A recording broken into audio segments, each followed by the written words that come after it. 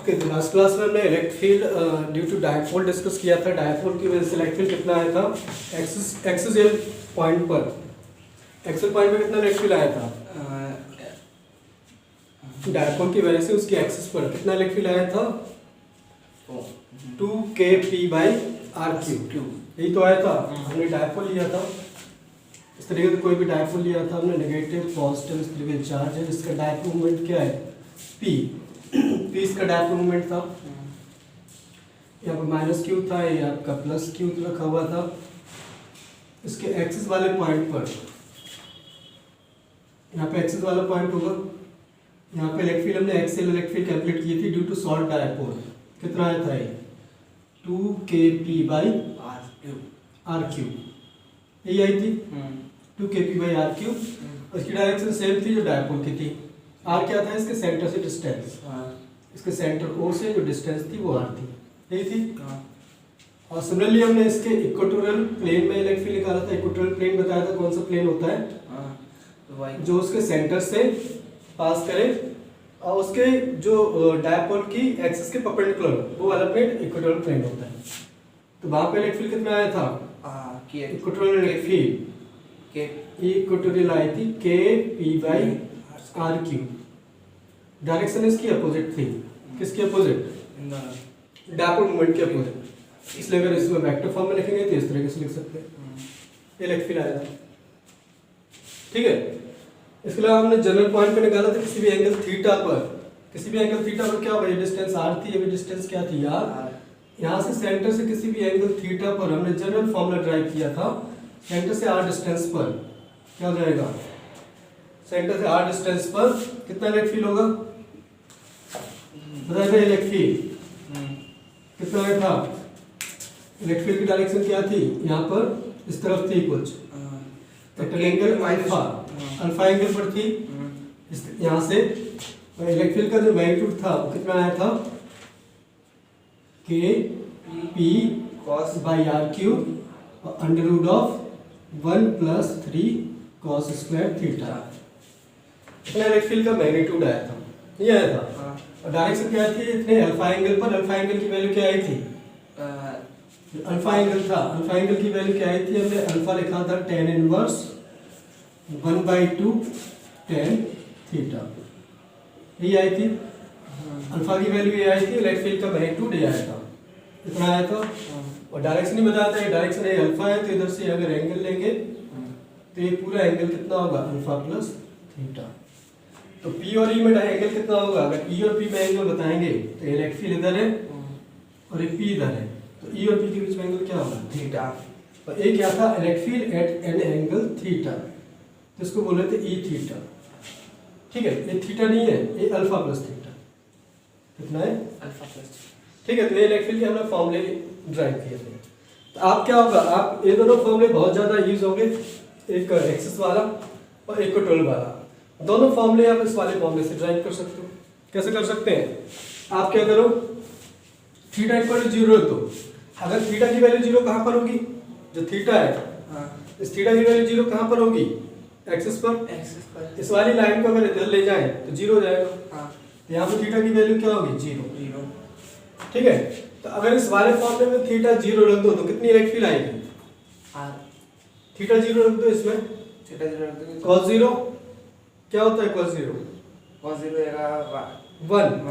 तो cos 0 1, 3 + 1 4, 4 का √ 2 कितना आएगी? 2kp/r3। ये तो आएगी। थीटा इक्वल टू 0 रख दो तो कितने आ जाएगी? 2kp/r3। वही तो एक्सिस पे इलेक्ट्रिक फील्ड होती है। तो इस फॉर्मूले से एक्सिस वाली आ गई। थीटा इक्वल टू 0 रख देना है। और यहाँ पे थीटा की वैल्यू क्या होगी? 90। यहाँ पे 90 हो जाएगी। थीटा इक्वल टू यहाँ पे 90 डिग्री। तो इस फॉर्मूले में अगर थीटा 90 रखो तो cos 90 0, तो 0 हो गया, यहाँ पर 1 बचा kp/r3। यहाँ पे इलेक्ट्रिक क्या होगी? kp/r3। तो जनरल फॉर्मूला है, इससे आपकी एक्सिस वाली भी आ जाएगी और इक्वेटोरियल भी आ जाएगी। समझ आया? लेकिन ज्यादातर आपके ये दोनों आपके ज्यादातर यूज होते हैं, इसलिए दोनों तो अच्छे से हमें याद होना चाहिए। जो एक्सिस की इलेक्ट्रिक फील्ड होती है वो इक्वेटोरियल की इलेक्ट्रिक फील्ड कितनी होती है? जस्ट डबल होती है। ठीक है, और बट डायरेक्शन क्या होती है? दोनों की अपोजिट। ठीक है, ये चीज हमने बताया था। और किसके लिए फॉर्मूले हैं आपके? शॉर्ट डायपोल के लिए। शॉर्ट डायपोल जिसकी लिए शॉर्ट डायपोल क्या होता था, जिसका जो आर की वैल्यू है वो उसके साइज के कंपेरिजन में क्या होगा, बहुत ज़्यादा होगा। ठीक है, उसके लिए तो इस पर हम जैसे सिंपल सा हम एग्जांपल ले लेते हैं। फाइनाइट डायपोल के लिए हमने फॉर्म बताया था, फाइनाइट डायपोल का फॉर्मूला क्या होगा। ठीक है, शॉर्ट डायपोल के लिए जैसे हमने क्या लिया, एक डायपोल लिया, एक डायपोल लिया हमने, इस तरीके से एक डायपोल है जिसकी लेंथ क्या है, आपकी लेंथ ले लेते, सपोज लेंथ ले लेते हैं यहाँ पर 10 सेंटीमीटर, या फिर ले लेते हैं 10 मिलीमीटर ले लेते हैं, 10 मिलीमीटर इसकी लेंथ है। ये चार्ज है आपका -1 माइक्रोकूलम, यह +1 माइक्रोकूलम इलेक्ट्रिक फील्ड है। ठीक है, समझ आ गया। आपको क्या निकालना है, इसके सेंटर से इक्वेटोरियल प्लेन में इलेक्ट्रिक फील्ड निकालना है। इसके सेंटर से इक्वेटोरियल प्लेन में यहाँ पर डिस्टेंस है कितनी, ये डिस्टेंस आपको दी गई है 2 सेंटीमीटर। यहाँ पे इलेक्ट्रिक फील्ड क्या होगी, इक्वेटोरियल प्लेन में इलेक्ट्रिक फील्ड निकालना है। समझ आ गया, कितनी इलेक्ट्रिक फील्ड होगी निकाल सकते हैं। इसकी एक्सिस के परपेंडिकुलर सेंटर से परपेंडिकुलर डिस्टेंस 2 सेंटीमीटर पर इलेक्ट्रिक फील्ड निकालना है। कितनी इलेक्ट्रिक फील्ड होगी,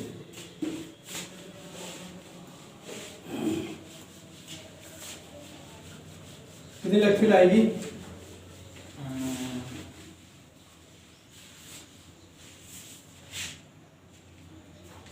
सबसे पहले तो इक्वेटोरियल प्लेन पर इलेक्ट्रिक फील्ड का फॉर्मूला क्या होता है, फॉर्मूला लिख लो ना। क्या होता है इलेक्ट्रिक फील्ड का फॉर्मूला इक्वेटोरियल प्लेन पर, क्या फॉर्मूला होता है, KP/R3। मैग्नीट्यूड ये होता है, डायरेक्शन तो पता है, डायरेक्शन पता है इस तरफ होगी। फॉर्मूला क्या था, KP/R3, लेकिन KP/R3 किसके लिए होता है, शॉर्ट डायपोल के लिए। तो पहले तो ये पता होना चाहिए शॉर्ट डायपोल है कि नहीं है, तो हमें दोनों फॉर्मूला पता होना चाहिए। अगर शॉर्ट नहीं है तो क्या फॉर्मूला लगाएंगे, वो ए वाला। क्या फॉर्मूला होता है ए वाला, A² क्या होता है, याद करो जल्दी, क्या होता है फॉर्मूला शॉर्ट डायपोल के लिए, तो क्या हो जाएगा KP/R3, इतना मैग्नीट्यूड होता है। ठीक है, एक इसके लिए होगा शॉर्ट डायपोल। अगर शॉर्ट नहीं होगा तो क्या फॉर्मूला होगा, KP/A²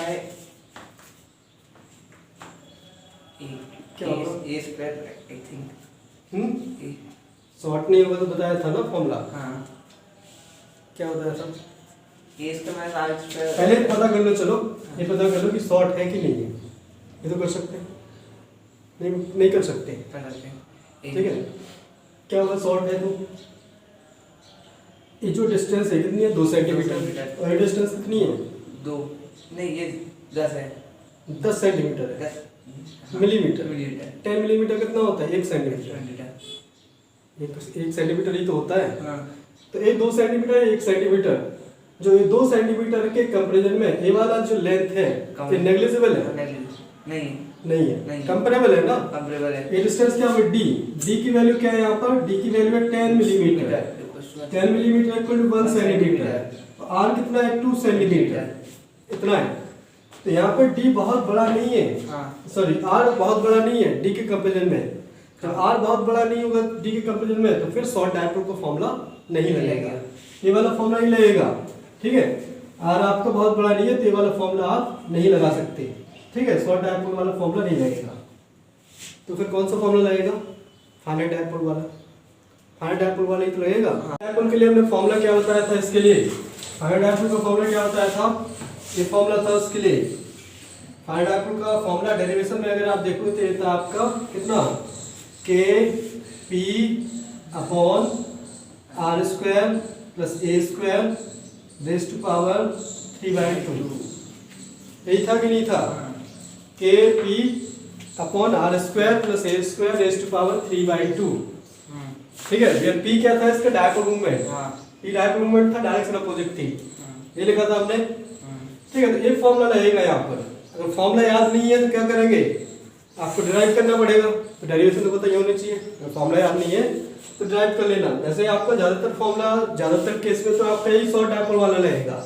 लेकिन अगर ऐसे क्वेश्चन पूछ लिया गया तो ए लगा दोगे तो आंसर गलत है, ठीक है। बिकॉज यहाँ पे डी बहुत लार्ज नहीं है, डी और आर में क्या है, यहाँ पे बहुत ज्यादा डिफरेंस नहीं है, बहुत 1 सेंटीमीटर का डिफरेंस है, तो इतना डिफरेंस क्या होगा, नेग्लिजिबल नहीं होगा। तो बस इसमें फॉर्मूले वैल्यू रख देंगे, के की वैल्यू तो पता है कितनी होती है, 9 × 10⁹ ये होती है। पी की वैल्यू निकालना पड़ेगा, पी क्या है, डायपोल मोमेंट, और डायपोल मोमेंट का वैल्यू क्या होता है, चार्ज मल्टीप्लाइड बाय इसकी डिस्टेंस। चार्ज कितना है, चार्ज का मैग्नीट्यूड 1 × 10⁻⁶, किसी भी एक चार्ज का मैग्नीट्यूड, और उसके बीच की डिस्टेंस 10 मिलीमीटर, तो 10 × 10⁻³ ऐसा यूनिट में रखेंगे। अपॉन क्या हो जाएगा, आर कितना है 2 सेंटीमीटर, और डी कितना है 1 सेंटीमीटर। डी क्या हो जाएगा यहाँ पर, डी क्या होगा, वहां पर हमने ए क्या लिया था, वहां पे जो टोटल लेंथ 2a ली थी, नहीं ली थी, 2a ली थी, तो d इक्वल टू क्या होगा यहाँ पर 2a, और d इक्वल टू 2a कितना होगा 1 सेंटीमीटर, 1 सेंटीमीटर होगा तो a कितना होगा 1/2 सेंटीमीटर, यही होगा। ठीक है, तो यहाँ पर सेंटीमीटर में आएगा सब कुछ, तो ये कितना हो जाएगा 2 का स्क्वायर 4, 1/2 का स्क्वायर 1/4, और ये सब सेंटीमीटर में आपका रखना पड़ेगा, तो सेंटीमीटर में रखेंगे इनटू क्या हो जाएगा, सेंटीमीटर को मिलीमीटर में कन्वर्ट करना पड़ेगा, सॉरी मीटर में कन्वर्ट करना पड़ेगा यहाँ पर, ठीक है। तो 4 × 2 × 10⁻² होगा, मीटर में कन्वर्ट करेंगे 4 × 10⁻⁴, और प्लस 1/4 × 10⁻⁴, रेज़्ड टू पावर 3/2। इस तरह ऐसा यूनिट में लिख लिया।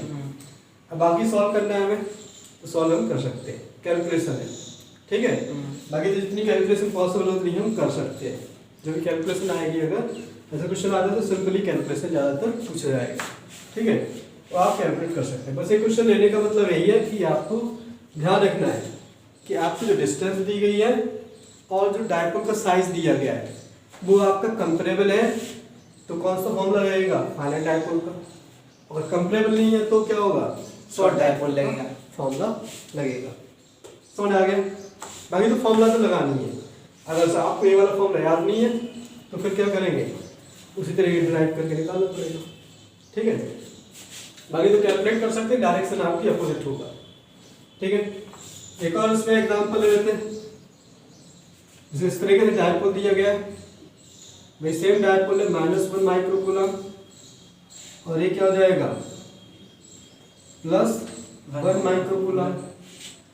साइज कितना है भाई, सेम 10 मिलीमीटर, 10 मिलीमीटर इसका साइज है, और इसके सेंटर से हमें डिस्टेंस ले लेते कुछ, कितना, सेंटर डिस्टेंस ले लेते 1 मीटर।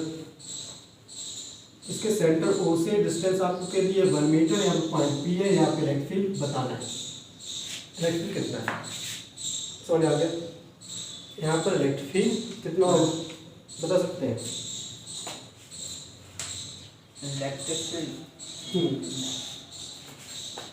यहाँ पर रेक्टिल बताना है। एक्सेस वाला पॉइंट है नहीं है, ये वाला पॉइंट कौन सा है, एक्सेस वाला, एक्सेल पॉइंट है, एक्सेल पॉइंट का रेक्टिल बताना है।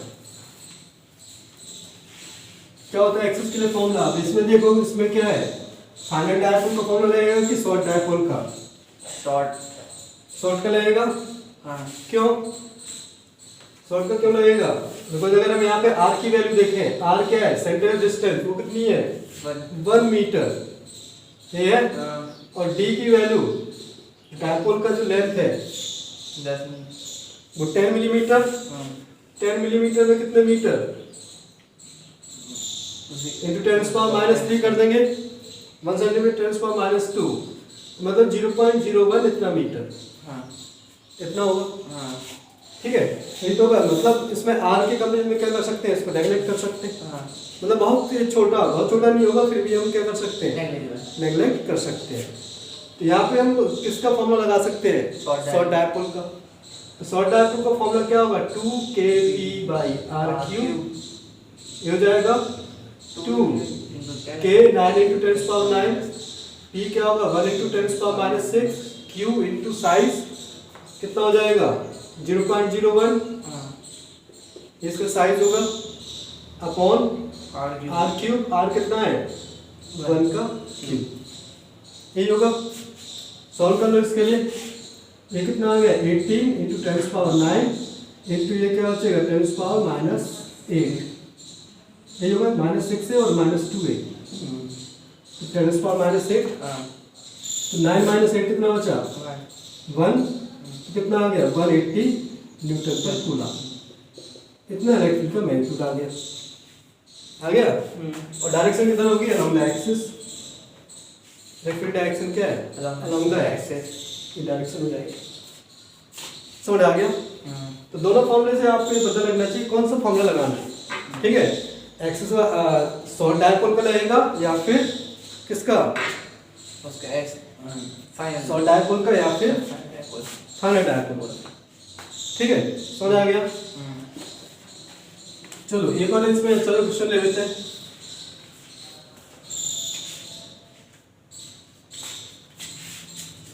इस तरीके से हमें दिया है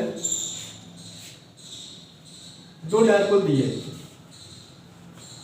ठीक है भाई एक डायपोल था दो डायपोल है। ठीक है भाई सेम उसी तरीके से ले लेते हैं। यहाँ पे चार्ज -q -1 माइक्रो कूलम और यहाँ पर +1 माइक्रो कूलम। ठीक है डिस्टेंस कितनी है डिस्टेंस कितनी है इसको हम 1 मिलीमीटर ले लेते हैं। ठीक है लेंथ कितनी है 1 मिलीमीटर। 1 मिलीमीटर ले सकते हैं 1 क्या 2 ले लेते हैं सिमेट्री के लिए। ये हॉरिजॉन्टल हो गया और इसकी लेंथ है कितनी 2 मिलीमीटर। ठीक है लेंथ 2 मिलीमीटर है। इस पर दो चार्ज और अरेंज है इसी तरीके से। यहाँ पर पॉजिटिव कितना 1 माइक्रो कूलम और यहाँ पर नेगेटिव कितना -1 माइक्रो कूलम इस तरीके से। ठीक है ये दो चार्ज अरेंज है। ये डायपोल है एक डायपोल हो गया एक डायपोल हो गया। ये डिस्टेंस आपको दिया 1 मिलीमीटर।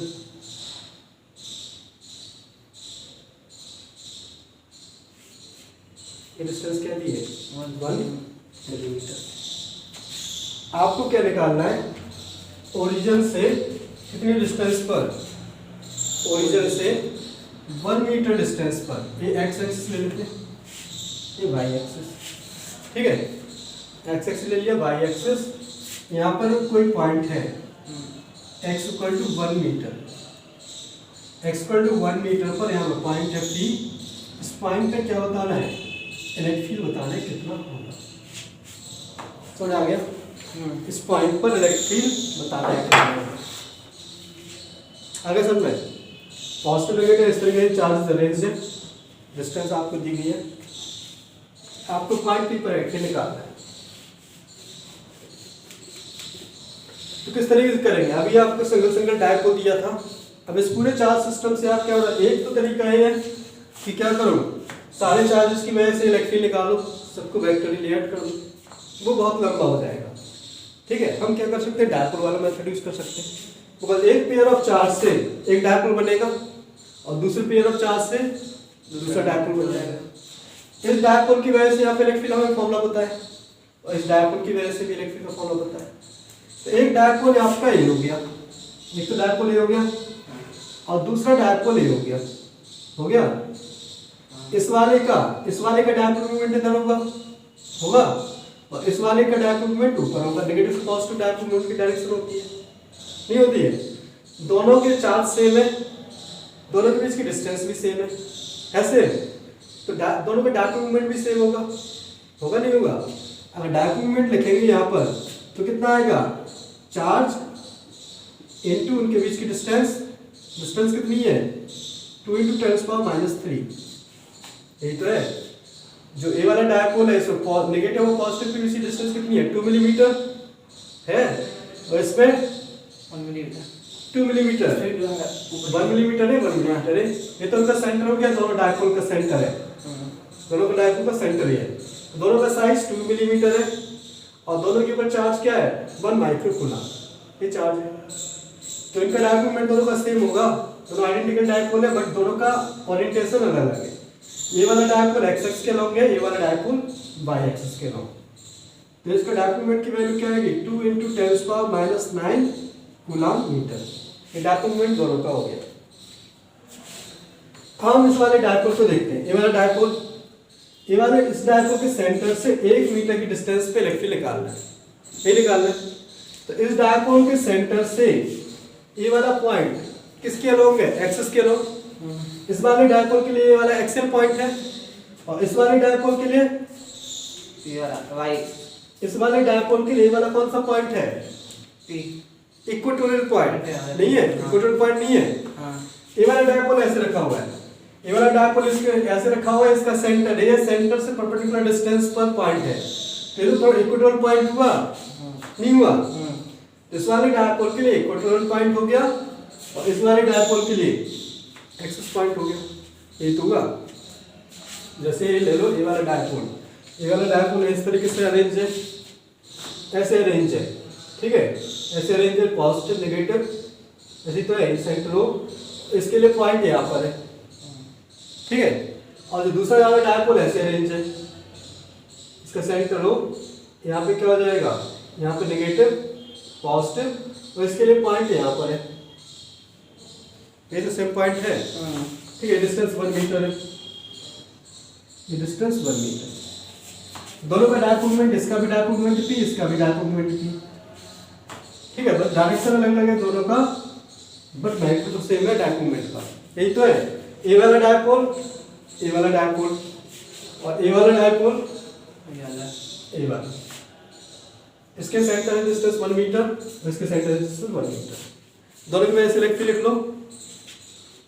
इस वाले डायपोल के लिए एक्सिस वाला पॉइंट, ये इसकी एक्सिस है, तो एक्सिस पे इलेक्ट्रिक कितनी होगी, इस तरफ कितनी होती है इलेक्ट्रिक का मैग्नीट्यूड 2 kp/r³, ये तो होता है। हाँ। तो कितना हो जाएगा 2 k p वो लिखा हुआ है, p की वैल्यू रख देंगे अपॉन r³। r क्या है, सेम है वो तो, r 1 मीटर। इसके लिए इलेक्ट्रिक डायरेक्शन ये हो गई। इस अगर इस डायग्राम में बनाएंगे यहाँ पर, इस डायरेक्शन में यहाँ पे क्या आएगी, इस तरफ आएगी 2 kp/r³, यही तो होगी। ये इधर वाली इलेक्ट्रिक किसकी वजह से, इसकी वजह से, ठीक है। और इसकी वजह से इलेक्ट्रिक इस वाले डायपोल की वजह से इस पॉइंट पर, इस वाले डायपोल के लिए कौन सा पॉइंट है, इक्वेटोरियल पॉइंट, यही तो है। इक्वेटोरियल पॉइंट इलेक्ट्रिक क्या होती है, opposite to dipole moment. Dipole moment के अपोजिट डायरेक्शन में, डायपोल मोमेंट ऊपर है इलेक्ट्रिक नीचे, अगर डायपोल मोमेंट नीचे है तो इलेक्ट्रिक ऊपर। तो डायपोल मोमेंट ऊपर जा रहा है तो इलेक्ट्रिक किधर होगा, नीचे।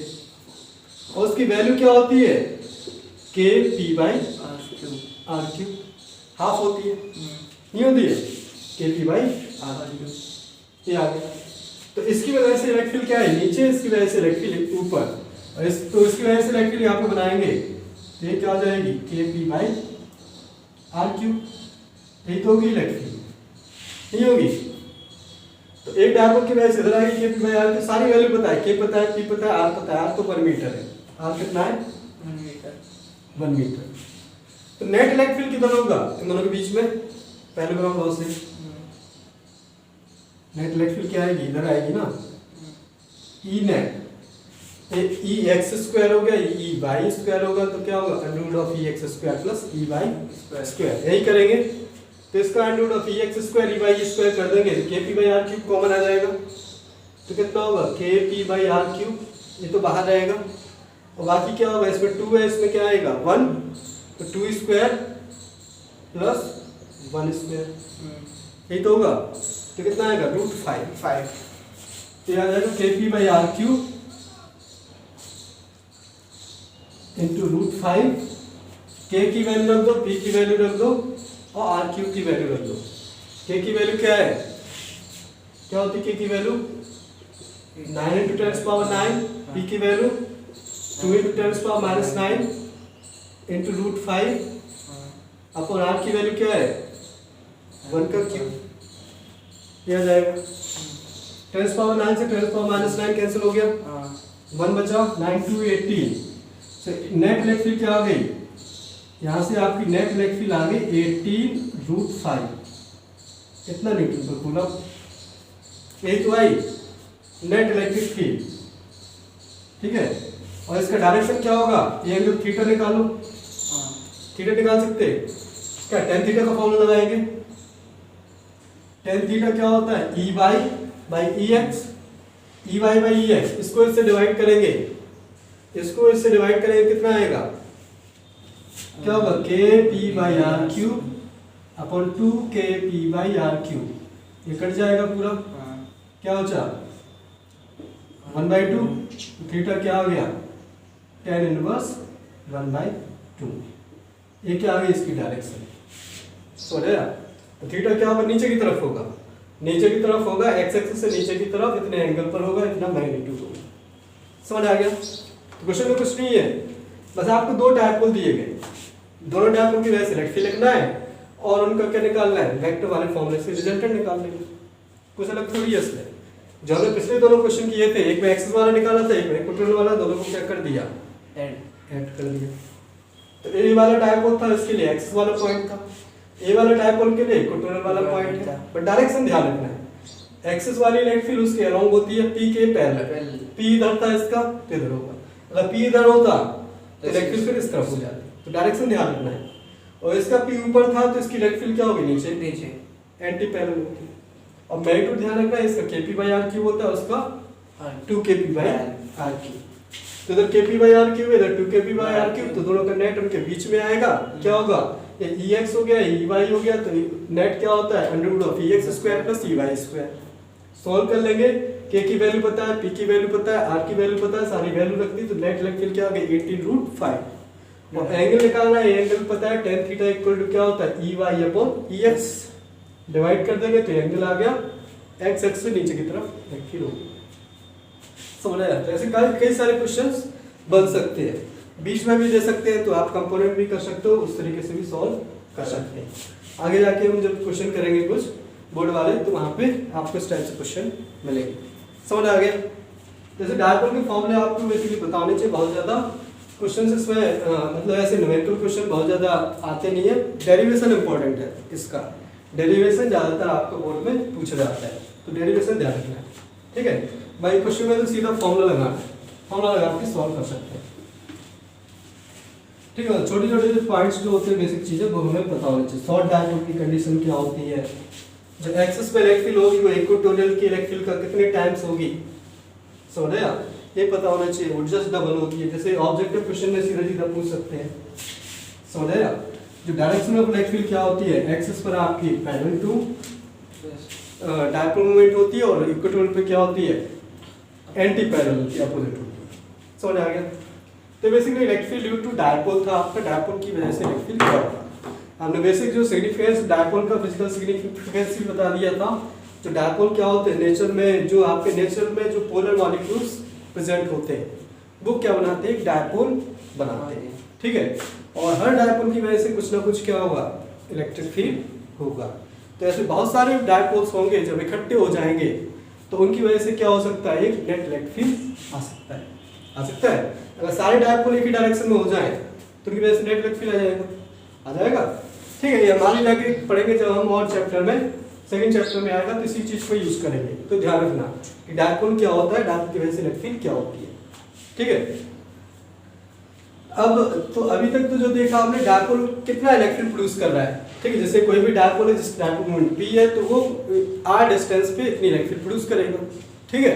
इस डायपोल को हम सोर्स की तरह यूज कर रहे थे, जो इलेक्ट्रिक प्रोड्यूस कर रहा है। अब हम नेक्स्ट इसमें देख लेते हैं, हम क्या ले लेते हैं, डायपोल को किसी दूसरे की इलेक्ट्रिक फील्ड में रखेंगे, ठीक है। डायपोल का इलेक्ट्रिक फील्ड नहीं है, किसका इलेक्ट्रिक फील्ड है, दूसरे का, ठीक है। डायपोल को सोर्स की तरह यूज नहीं कर रहे हैं, डायपोल को हम क्या रख रहे हैं, किसी दूसरे की इलेक्ट्रिक फील्ड में रख रहे हैं, ठीक है। वो इलेक्ट्रिक कौन सी ले रहे हैं हम, यूनिफॉर्म इलेक्ट्रिक, पहले यूनिफॉर्म ले लेते हैं।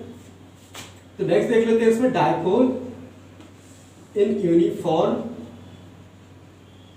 External electric field, uniform external electric field. External मतलब बाहर की, किसी दूसरे की, ठीक है। डायपोल की नहीं है ये, किसकी इलेक्ट्रिक फील्ड है, एक्सटर्नल है। एक्सटर्नल मतलब किसी दूसरे की, हमें नहीं पता किसकी है, बट हमें पता है जैसे कमरे में इलेक्ट्रिक फील्ड है, हमें ये नहीं पता किसकी है, इसमें डायपोल को रख दिया, ठीक है। वो इलेक्ट्रिक क्या होना चाहिए, यूनिफॉर्म भी होना चाहिए, यूनिफॉर्म इलेक्ट्रिक फील्ड बताया था, बता दो uniform electric field. Uniform electric field क्या होगा? इलेक्ट्रिक फील्ड जिसका मैग्नीट्यूड और डायरेक्शन क्या होता है? सेम कांस्टेंट कांस्टेंट होता है। मैग्नीट्यूड और डायरेक्शन कांस्टेंट होता है, तो इस टाइप की इलेक्ट्रिक फील्ड को कैसे रिप्रेजेंट करते हैं? इलेक्ट्रिक लाइन से। कैसे रिप्रेजेंट करते हैं इलेक्ट्रिक लाइन से? बताया था। इलेक्ट्रिक लाइंस क्या होती है? पैरेलल, पैरेलल होती है। इस तरीके से इलेक्ट्रिक लाइंस होती है, नहीं होती है? इलेक्ट्रिक लाइंस इस तरीके से पैरेलल होती है, ऐसी तो होती है। इलेक्ट्रिक लाइंस पढ़ाया था, नहीं पढ़ाया था? इलेक्ट्रिक लाइंस हमने पढ़ाया था, इस तरीके से पैरेलल इलेक्ट्रिक लाइंस बनती है। ये यूनिफॉर्म इलेक्ट्रिक फील्ड है, ठीक है। तो इस तरीके से यूनिफॉर्म इलेक्ट्रिक फील्ड होगी। इलेक्ट्रिक फील्ड का मैग्नीट्यूड और डायरेक्शन क्या रहेगा? कांस्टेंट। ई क्या होगा आपका? कांस्टेंट रहेगा। इलेक्ट्रिक फील्ड कांस्टेंट है, मैग्नीट्यूड और डायरेक्शन कांस्टेंट होगा, तो यूनिफॉर्म इलेक्ट्रिक फील्ड हो जाएगी। इस यूनिफॉर्म इलेक्ट्रिक फील्ड में क्या रख रहे हैं? एक डायपोल को रख रहे हैं। एक हम डायपोल ले लेते हैं, नेगेटिव पॉजिटिव, इसका सेंटर O, इसकी डिस्टेंस क्या होगी? 2a, ये चार्ज -q, ये चार्ज +q, इसका डायपोल मोमेंट लिखेंगे कितना आएगा? q × 2a। ये हमने डायपोल ले लिया, ठीक है। इस डायपोल को क्या रखना है हमें? इस इलेक्ट्रिक फील्ड में रखना है। एक शॉर्ट डायपोल है, शॉर्ट डायपोल हम कंसीडर कर रहे हैं और छोटा सा डायपोल कंसीडर कर रहे हैं। जैसे यहाँ पे शॉर्ट डायपोल का कोई मतलब नहीं है। हम क्या करते हैं? शॉर्ट डायपोल को इस इलेक्ट्रिक फील्ड में रखते हैं, किसी भी एक सर्टेन एंगल पर रख देते हैं, ठीक है। किसी भी एक सर्टेन एंगल पर यहाँ पर रख देते हैं, ऐसे। हमने क्या किया? इस डायपोल को नेगेटिव पॉजिटिव, इसका सेंटर हो गया O, इसको थीटा एंगल पर रख दिया, ठीक है। इलेक्ट्रिक फील्ड यूनिफॉर्म है। यूनिफॉर्म इलेक्ट्रिक फील्ड हमने पहले बताया था, मैग्नीट्यूड डायरेक्शन क्या है? कांस्टेंट, ठीक है। थीटा एंगल पर रख दिया, ऐसे रखो। अब थीटा एंगल पर जब हम इसको रखेंगे तो इसके ऊपर क्या लगेगा? फोर्स। और यहाँ पर -q चार्ज है, नहीं है? यहाँ -q चार्ज और यहाँ +q चार्ज, ये तो है। तो हमने बताया था जब किसी पॉइंट चार्ज q को इलेक्ट्रिक फील्ड E में रखते हैं तो उसके ऊपर कितना फोर्स लगता है? q × E। एक q चार्ज को अगर E इलेक्ट्रिक फील्ड में रखेंगे तो कितना फोर्स लगेगा? q × E, ठीक है। फोर्स ऑन +q अगर हम देखेंगे, फोर्स ऑन +q कितना होगा? फोर्स ऑन +q देखेंगे तो +q × E होगा, +q × E नहीं होगा। अगर मैग्नीट्यूड देखते तो ये हो जाएगा। बताया था ना इलेक्ट्रिक फील्ड की डेफिनेशन हमने बताया था, जब किसी चार्ज पार्टिकल q को E इलेक्ट्रिक में रखेंगे तो उसको फोर्स कितना लगेगा? F = q × E। हमने इलेक्ट्रिक फील्ड की डेफिनेशन बताई थी, E = क्या होता है? F/q। तो F क्या होगा? q × E।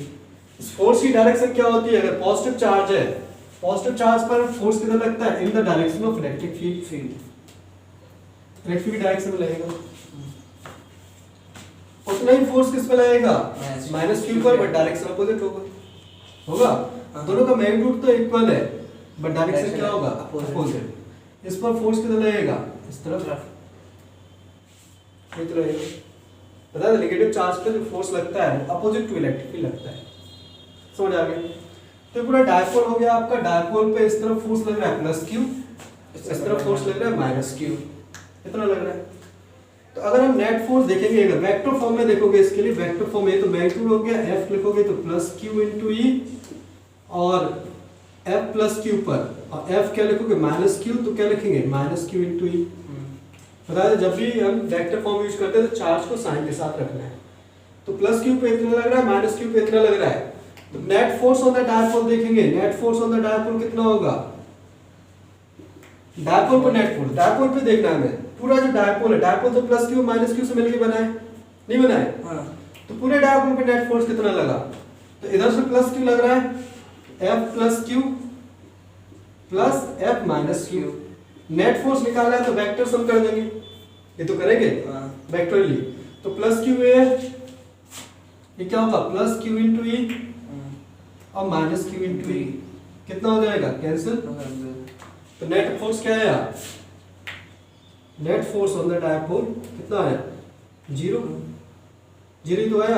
हाँ, डायपोल पे नेट फोर्स कुछ है नहीं, नहीं है। जितना फोर्स इधर लगा रहे हैं उतनी इधर लगा रहे हैं। 10 न्यूटन इधर लगाया, 10 न्यूटन इधर लगाया, नेट फोर्स क्या हुआ? जीरो। जीरो तो हुआ। जैसे ये कोई रस्सी है, 10 न्यूटन से इधर खींचा, 10 से इधर खींचा, तो उसमें नेट फोर्स क्या बना? जीरो। जीरो बना। वही कहानी यहाँ पर। तो वही हमने इसको मैथमेटिकल फॉर्म में यहाँ पे लिखा हुआ है कि प्लस क्यू पे प्लस क्यू इंटू ई लग रहा था उस तरफ राइट साइड, और माइनस क्यू पे माइनस क्यू इंटू ई लग रहा है लेफ्ट साइड, तो नेट फोर्स क्या हुआ? जीरो। तो अगर हम क्या देखते हैं, नेट फोर्स जीरो है डायपोल पर। अगर नेट फोर्स जीरो है तो इसका मतलब क्या होगा? अगर डायपोल आपका रेस्ट पे है, मतलब अगर हम ट्रांसलेशन मोशन देखते हैं, ट्रांसलेशन मोशन न्यूटन्स लॉ देखते हैं, तो न्यूटन्स फर्स्ट लॉ क्या बताता था? अगर किसी ऑब्जेक्ट पे नेट फोर्स जीरो है तो अगर वो रेस्ट पे है तो रेस्ट पे रहेगा, और चल रहा है तो चलते रहेगा यूनिफॉर्म वेलोसिटी से। ये तो था। तो यहाँ पे नेट फोर्स जीरो है, मतलब इसका क्या होगा? ये कहीं यहाँ से भाग के नहीं जाएगा, जा सकता है। मतलब अगर ये यहाँ पे रखा हुआ है तो ये कहीं आगे नहीं जा सकता। ट्रांसलेशनल मोशन जानते हो? 3 डिफरेंट टाइप के मोशन पढ़े होंगे। ट्रांसलेशनल मोशन, रोटेशनल मोशन और ऑसिलेशनल मोशन 11th तक पढ़े होंगे। ट्रांसलेशनल मोशन क्या होता है? जहाँ पे उसका एक्चुअल में डिस्प्लेसमेंट होता है, नहीं होता है। जैसे आज पार्टिकल आगे जा रहा है, ठीक है, यहाँ से चल के कहीं गया तो कुछ ना कुछ डिस्प्लेसमेंट हुआ उसका यहाँ से, ठीक है, लीनियर डायरेक्शन में, ठीक है। रोटेशनल मोशन क्या होगा? किसी एक पॉइंट या एक्सिस के अबाउट, ठीक है, वो रोटेशनल मोशन होता है, ठीक है। तो यहाँ पे डायपोल पे नेट फोर्स अगर जीरो है तो ये अपनी ये पोजीशन यहाँ से छोड़ के आगे नहीं जा सकता। ऐसा हो सकता है, ऐसा डायपोल है इधर घूम सकता है लेकिन इधर से आगे, जैसे पंखा है, ये पंखा है, ये पंखा कहीं से जहां से लटका हुआ है यहाँ से निकल के उस कमरे में जा सकता है अपने आप? नहीं जा सकता। क्यों नहीं जा सकता? क्योंकि उसके बाद नेट फोर्स क्या है? जीरो, ठीक है, नेट फोर्स जीरो, इसलिए वो नहीं जा सकता।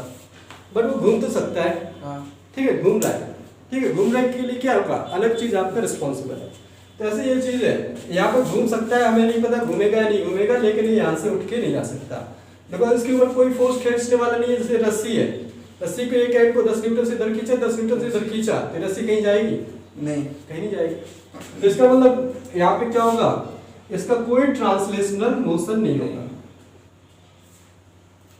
नो ट्रांसलेशनल मोशन, कोई ट्रांसलेशनल मोशन नहीं होगा। मतलब ये अपनी जगह को छोड़कर नहीं जाएगा, ये यहीं पे रहेगा, यहीं पे जो भी करे उसको यहीं पे करना है, ठीक है। मतलब इसका जो पॉइंट वो है वो यहीं पर रहेगा, ठीक है, इस समझ में आया।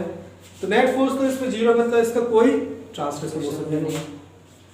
लेकिन अगर हम यहाँ पे देखते हैं, आपने एक चीज पढ़ा होगा, टॉर्क। टॉर्क पढ़ा था टॉर्क? हाँ, टॉर्क पढ़ा था।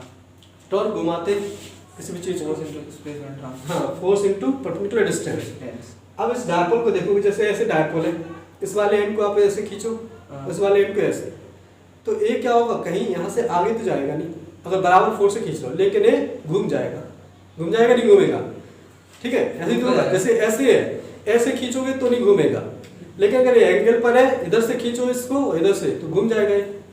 घूम जाएगा मतलब क्या होगा? इसके ऊपर कुछ ना कुछ टॉर्क लग रहा है। हाँ। और वो टॉर्क क्यों लग रहा है?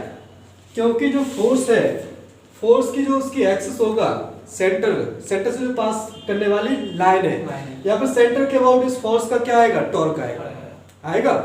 फोर्स का क्या आएगा? टॉर्क का मोमेंट आएगा। बिकॉज इस फोर्स की क्या है? इसके सेंटर से परपेंडिकुलर डिस्टेंस होगी। अगर इस फोर्स की देखेंगे यहाँ से सेंटर से, तो परपेंडिकुलर डिस्टेंस रहेगी। और सिमिलरली इस वाले फोर्स की इससे परपेंडिकुलर डिस्टेंस होगी। इसकी, इस वाले फोर्स की इस सेंटर से ये अगर घूमेगा, जैसे ऐसे रखा हुआ है, ऐसे खींचेंगे तो ऐसे घूमेगा, तो किसके अबाउट घूमेगा? इसी पॉइंट ओ के अबाउट, या फिर पॉइंट ओ से पास होने वाली एक्सिस के अबाउट, ऐसे तो घूमेगा। तो इस पॉइंट ओ के अबाउट जब घूमेगा तो ए इसकी एक्सिस हो जाएगी। जैसे फैन है, फैन कैसे घूम रहा है? ऐसे घूम रहा है। किसके अबाउट घूम रहा है? जिस डंडी से वो लटका हुआ है उसी के अबाउट तो घूम रहा है। तो वो जिस डंडी से लटका हुआ है वो उसकी क्या एक्सिस है? एक्सिस। उसी एक्सिस के चारों तरफ घूम रहा है। जैसे अर्थ है ऐसे घूम रही है, तो उसकी एक्सिस होती है एक्सिस ऑफ रोटेशन, ठीक है। इसीलिए जब ये डायपोल अगर ऐसे घूमेगा तो किसके अबाउट घूमेगा? इस एक्सिस के अबाउट, ठीक है। यहाँ पर इसकी एक्सिस ऑफ रोटेशन होगा जो सेंटर से पास करेगी। ये क्या होगा? एक्सिस ऑफ रोटेशन, रोटेशन, ये चीज हमें ध्यान रखना है। एक्सिस कहाँ पर है, किसके अबाउट घूम रहा है और कैसे घूमेगा, ऐसे घूमेगा कि ऐसे घूमेगा, कैसे घूमेगा, क्लॉकवाइज घूमेगा कि एंटी क्लॉकवाइज, क्लॉकवाइज घूमेगा। ठीक है, यहाँ पे क्या होगा, जो फोर्स की परपेंडिकुलर डिस्टेंस है एक्सिस से, इसलिए इसके ऊपर टॉर्क तो लगेगा और टॉर्क लगेगा तो रोटेशनल मोशन होगा। ठीक है, तो क्या लिख सकते हैं यहाँ पर, लिखने की चीज क्या है आपका, क्या लिख सकते हैं, बट जो फोर्स है, force is at a perpendicular distance from axis. Axis से क्या है, परपेंडिकुलर डिस्टेंस पर है, तो इसका मतलब क्या होगा, रोटेट करेगा, करेगा। इसका मतलब क्या होगा, दैट मीन्स इसका मोशन कैसा होगा, रोटेशनल मोशन होगा। और रोटेशनल मोशन के लिए रिस्पॉन्सिबल क्या होता है, टॉर्क, टॉर्क होता है। तो टॉर्क कितना लगेगा वो हम कैलकुलेट कर सकते हैं। ठीक है, तो रोटेशनल मोशन होगा, इसका मतलब क्या होगा, torque x on the dipole, dipole पे टॉर्क लगेगा। समझ आया, कितना टॉर्क लगेगा। अब तो टॉर्क निकाल लेते हैं प्लस क्यू की वजह से, ए वाला फोर्स लग रहा है प्लस क्यू पर, तो प्लस क्यू की वजह से टॉर्क कितना लगेगा, ए वाली डिस्टेंस ले लेते हैं। ए फोर्स है, इस फोर्स की एक्सिस से परपेंडिकुलर डिस्टेंस कौन सी होगी, ये वाली, यही तो होगी। टॉर्क में क्या लेते हैं, force multiply by perpendicular distance, यही तो होता है। टॉर्क क्या होता है, force multiplied by perpendicular distance, नहीं होता है। फोर्स है परपेंडिकुलर डिस्टेंस किससे, किससे परपेंडिकुलर डिस्टेंस, एक्स से, एक्सिस से। एक्सिस कहां पर है इसकी, ये। फोर्स कहां पर है, ये वाला। ठीक है, इसको 3D में आपको थोड़ा सा इमेजिन करना पड़ेगा। जो एक्सिस परपेंडिकुलर है, एक्सिस से है, फोर्स ये है, इन दोनों के बीच की डिस्टेंस क्या होगी, दोनों के बीच की डिस्टेंस ये वाली, यही तो होगी। तो ये क्या होगी, इस फोर्स की परपेंडिकुलर डिस्टेंस, यही होगी। सिमिलरली इस वाले फोर्स की और इस एक्सिस की डिस्टेंस क्या होगी, ये हो जाएगी, ये आर परपेंडिकुलर होगा। दोनों इक्वली आएंगी, वैसे क्यों आएंगी इक्वल, बिकॉज़ ए वाली लेंथ क्या है, ए वाली लेंथ भी है, दोनों ए है। डायपोल की लेंथ हमने क्या ली, 2a, 2a है तो सेंटर से कितनी होगी, ए तो होगी।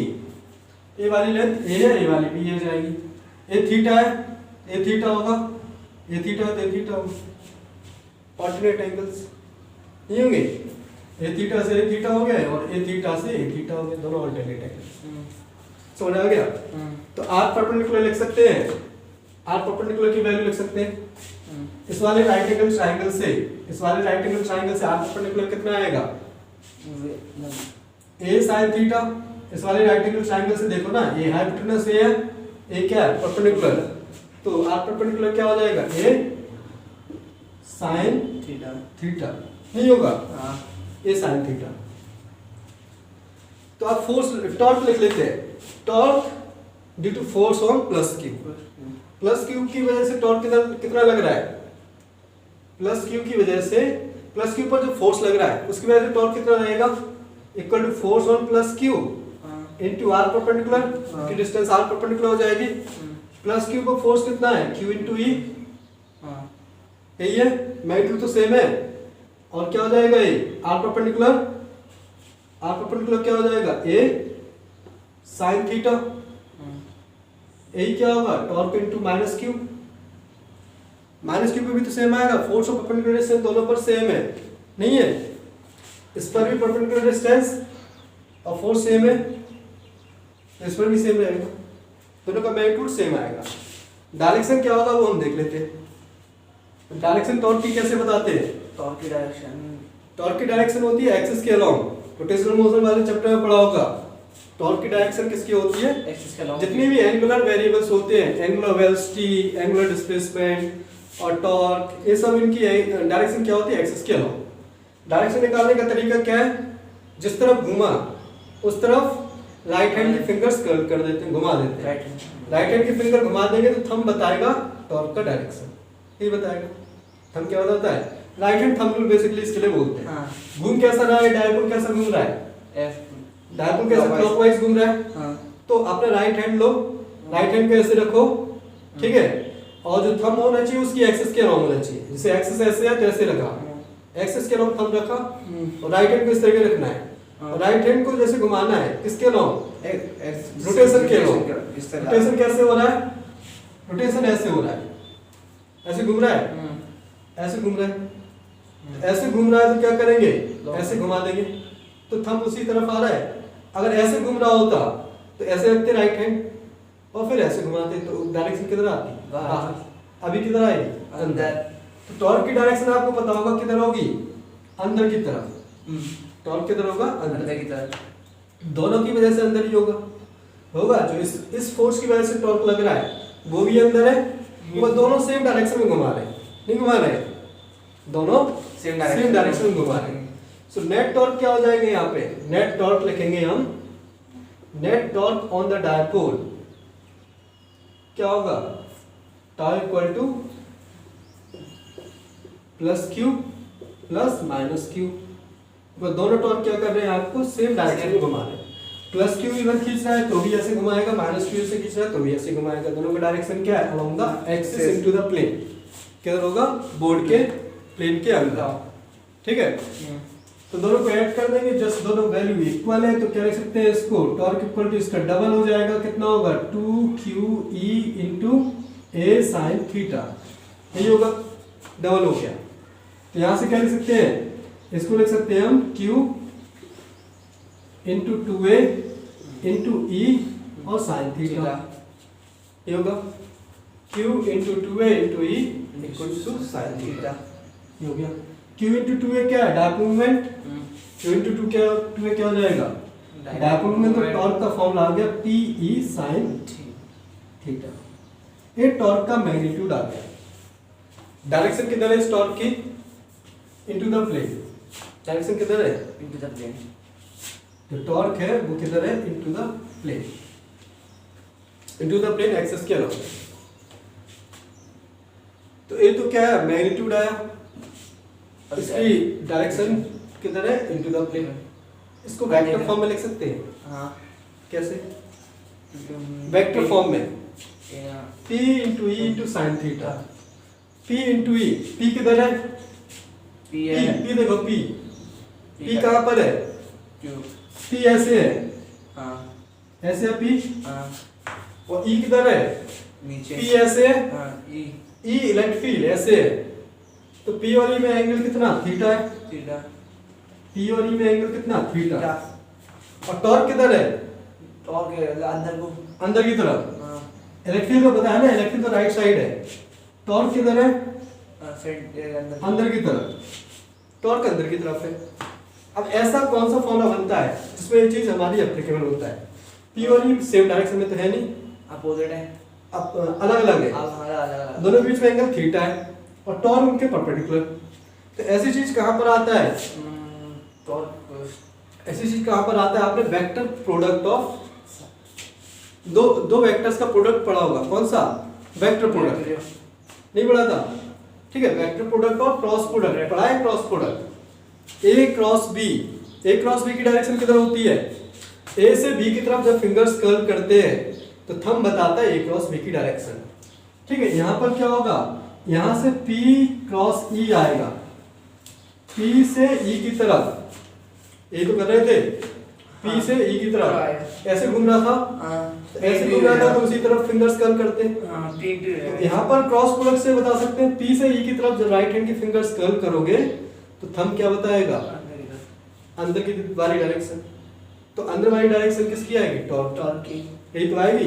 और P क्रॉस E का फॉर्मूला पता है क्या होता है, P sin थीटा तो होता है, P cross E means A cross B, cross product पता है, क्रॉस प्रोडक्ट में A क्रॉस B का फॉर्मूला क्या होता है, ए बी साइन थीटा, इसका magnitude A B sine theta होता है, और डायरेक्शन क्या होती है, परपेंडिकुलर, याद है नहीं याद है, ए बी cos थीटा, हाँ वो डॉट प्रोडक्ट होता है, क्रॉस प्रोडक्ट।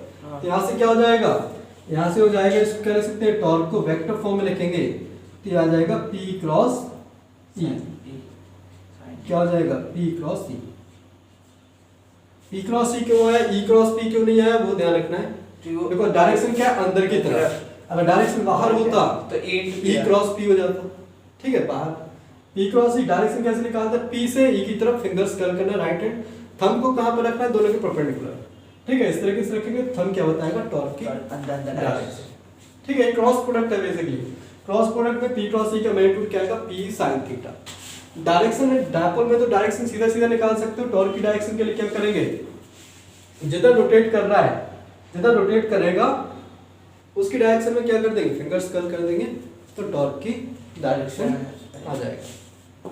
समझ आ गया? तो हमने डायपोल डिस्कस कर रहे थे। डायपोल को हमने कहां पर रखा था? एक्सटर्नल इलेक्ट्रिक फील्ड में।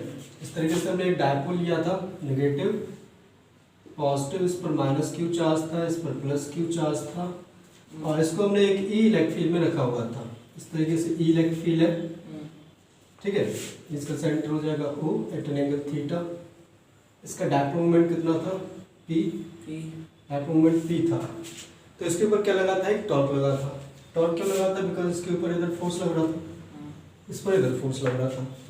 तो टॉर्क कितना आया था? टॉर्क का मैग्नीट्यूड आया था PE sin थीटा। इतना मैग्नीट्यूड आया था PE sin थीटा, ये आया था। अगर इसको वेक्टर फॉर्म में लिखेंगे तो टॉर्क आया था P क्रॉस E।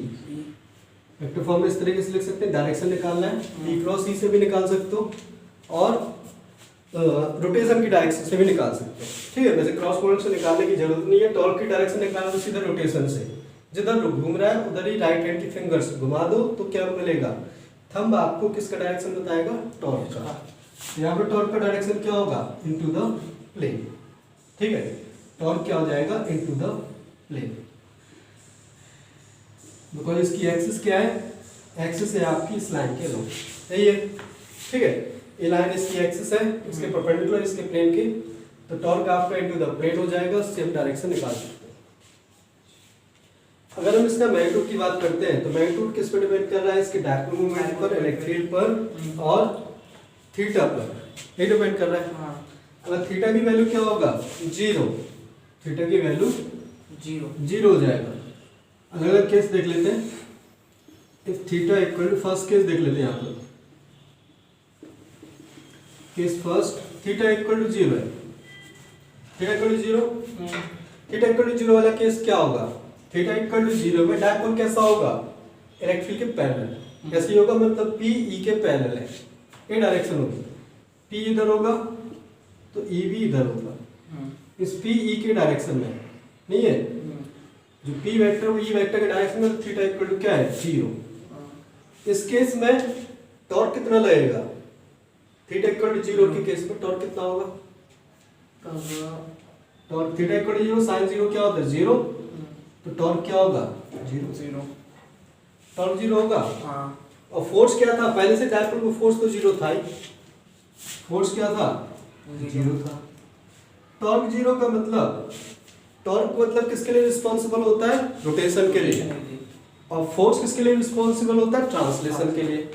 तो फोर्स 0 मतलब कोई ट्रांसलेशनल मोशन नहीं, टॉर्क 0 मतलब कोई रोटेशनल मोशन नहीं, मतलब इसका कोई भी मोशन होगा ही नहीं। होगा ना, तो इसका रोटेशनल मोशन हो रहा है ना इसका ट्रांसलेशनल मोशन हो रहा है। तो इन दोनों से क्या बता सकते हैं कि इसका कोई भी मोशन नहीं होगा। कोई मोशन नहीं होगा मतलब ये क्या होगा? इक्विलिब्रियम में होगा। कैसा होगा? मतलब रेस्ट पर है, एक ऐसी कंडीशन होगी रेस्ट की कंडीशन।